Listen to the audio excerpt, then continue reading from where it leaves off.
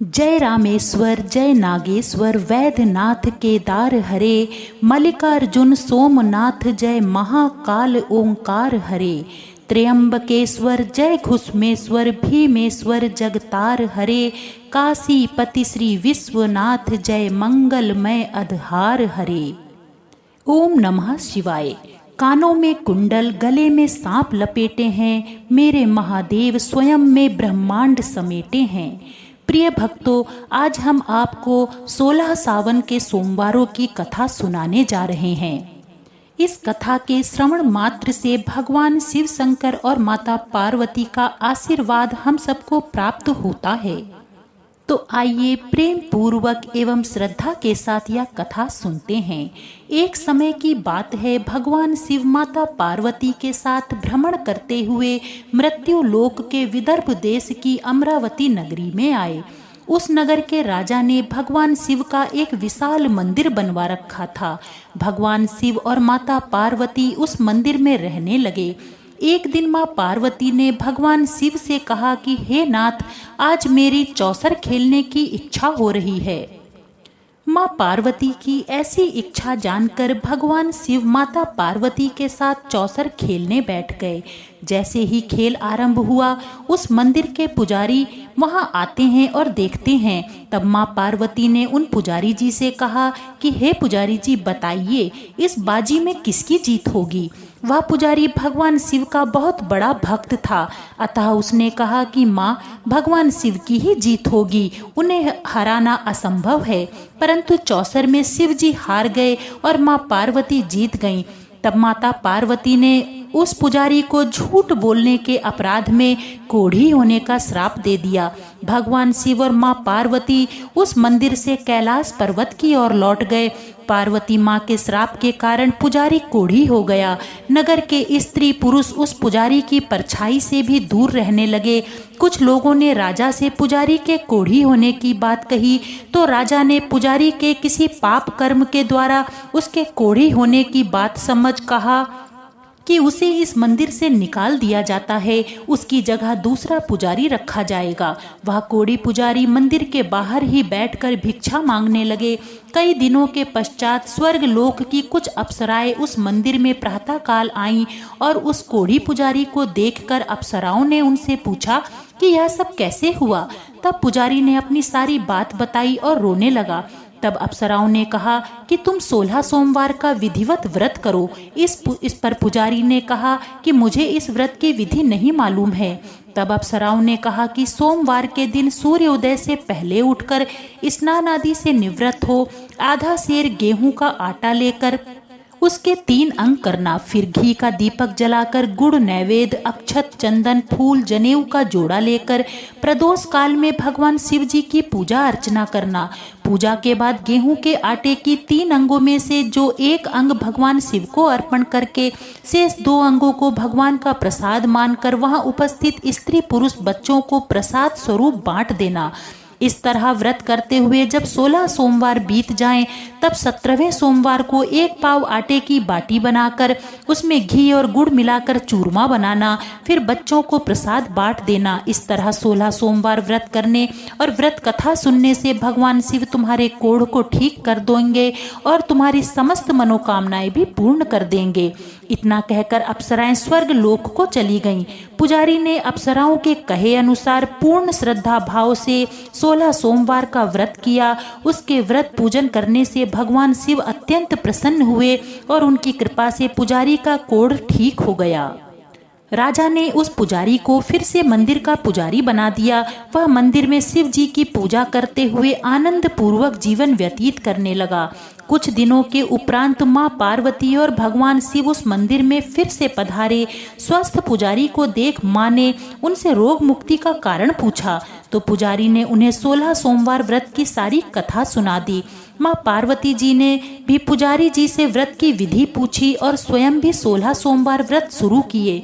माँ पार्वती जी इस समय अपने पुत्र कार्तिकेय जी के नाराज हो चले जाने से अत्यंत दुखी थीं और उन्हें वापस लाने का कोई उपाय कर चुकी थीं, लेकिन कार्तिकेय जी वापस नहीं आ रहे थे। 16 सोमवार व्रत करते हुए माँ पार्वती ने भगवान शिव से बेटे के लौटने की मनोकामना की।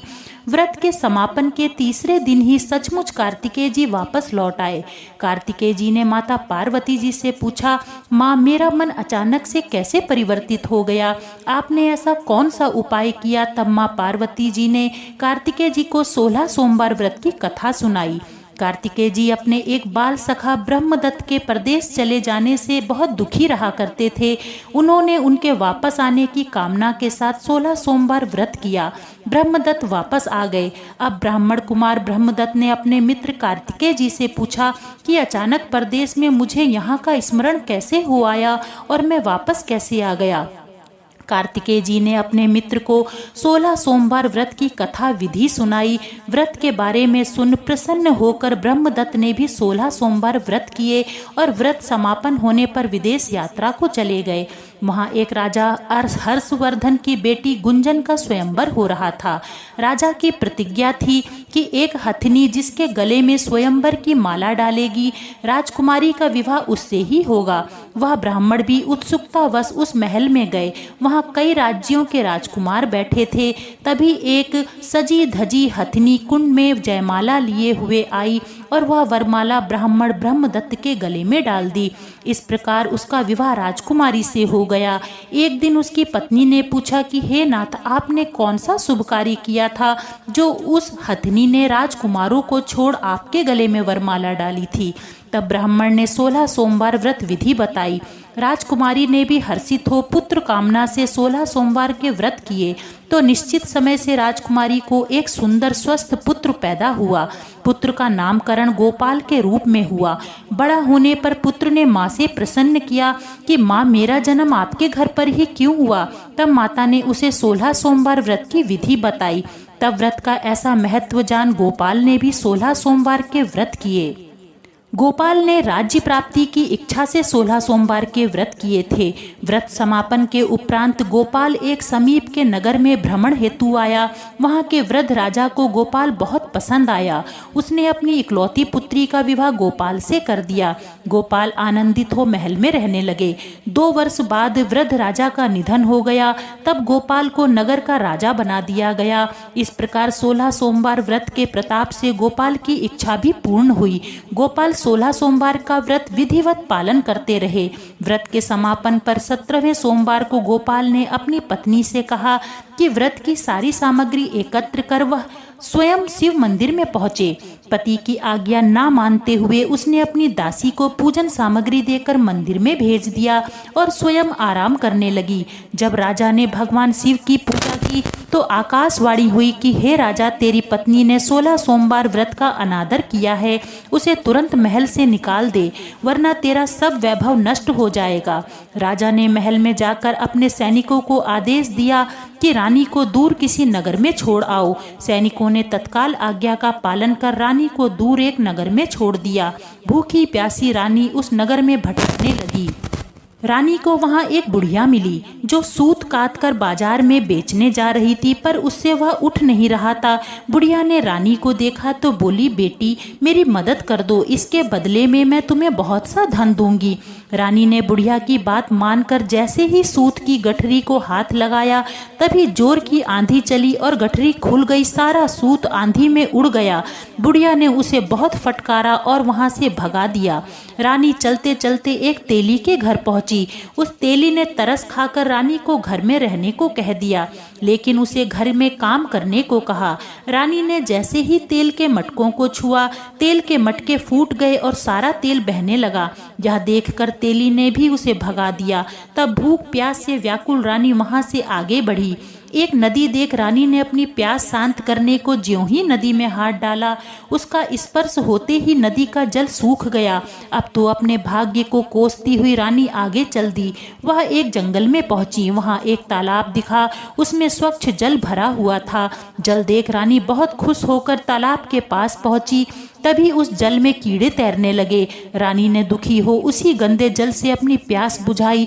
वह एक पेड़ की छाया में बैठने गई तो पल भर में ही उस पेड़ के पत्ते सूख कर गिरने लगे और पेड़ सूख गया। रानी जिस भी पेड़ के नीचे जाती वहां की यही दशा होती। यह देखकर वन में रहने वाले लोग उसे समीप के मंदिर के पुजारी जी के पास ले गए।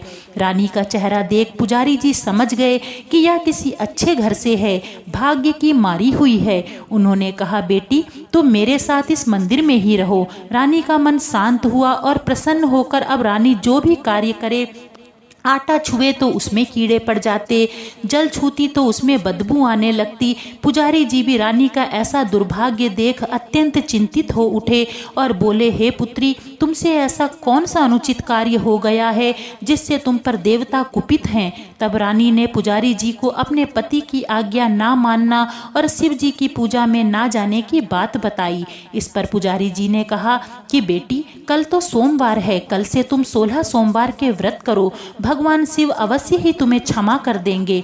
पुजारी जी की बात मान रानी ने 16 सोमवार व्रत आरंभ कर शिव जी की पूर्ण श्रद्धा के साथ विधिवत पूजा कर व्रत कथा सुनने लगी। जब रानी ने 16 सोमवार व्रत पूर्ण कर 17वें सोमवार को व्रत का समापन किया, तब उसके पति के मन में रानी के प्रति व्याकुलता बढ़ी। उसने सैनिकों को रानी को ढूंढ कर लाने का आदेश दिया। सैनिक ढूंढते ढूंढते उस मंदिर में पहुंचे। रानी को देख लौट चलने की विनती की। पुजारी जी ने मना कर दिया तो सैनिकों ने वापस जाकर राजा को सारी बात बताई। तब राजा स्वयं मंदिर में पहुंचे और पुजारी जी से रानी को महल में ले जाने की बात कही और क्षमा मांगी। तब पुजारी जी ने कहा, ऐसा भगवान शिव के प्रकोप से हुआ था, अब उनकी ही कृपा से तुम रानी को लेने आए हो। रानी महल में वापस लौटी। सब लोग बहुत प्रसन्न हुए। राजा ने ब्राह्मणों को बहुत सा धन बांटा और निर्धनों को अन्न और वस्त्र बांटे। अब रानी 16 सोमवार के व्रत राजा के साथ विधि पूर्वक करते हुए प्रसन्नता पूर्वक अपना जीवन यापन करने लगी। भगवान शिव की अनुकंपा से उनके जीवन में सुख ही सुख भर गए। 16 सोमवार के व्रत मनुष्यों की सभी मनोकामनाओं को पूर्ण कर सुखद जीवन प्रदान करते हैं। भगवान भोलेनाथ सभी के ऊपर अपनी पूर्ण कृपा बरसाते हैं। तो बोलिए भगवान शिव शंकर भोलेनाथ बाबा की जय हो।